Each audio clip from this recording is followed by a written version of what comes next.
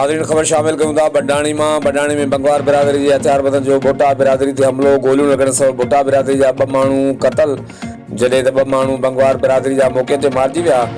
भोटा बिरादरी जा केतिरा ई माण्हू ज़ख़्मी।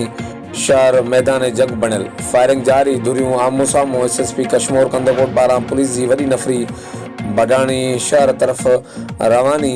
मारिजी वियलनि में 22 साला नौजवान आमिर वलद नज़ीर अहमद भुट्टो ऐं 20 साला नौजवान आशिक अली वलद मोहम्मद अली भुट्टो शामिल आहिनि, जॾहिं त 2 ॼणा बंगवार बिरादरी जा बि मारिजी विया आहिनि। यादि रहे त 2 ॾींहं अॻु बंगवार बिरादरी ऐं भोटा बिरादरी विच में गॾो लॻण तां झेड़ो थियो, जंहिंमें ॿिन्ही धुरनि जा 6 माण्हू ज़ख़्मी थिया हुआ। अॼु वरी बंगवार बिरादरी जा सवें हथियारबंद बडाणी शहर में काए पिया। भोटा बिरादरी मथां फायरिंग करे ॾिनी आहे, जंहिं सबबि ॿिन्ही धुरनि जा 4 ॼणा मारिजी विया आहिनि, जॾहिं त केतिरा ई माण्हू पिणु ज़ख़्मी थी पिया आहिनि।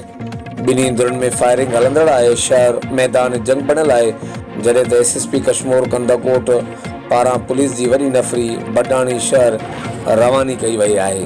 हर वक़्तु आगाह लाइ ॾिसंदा रहो JT न्यूज़ बडाणी।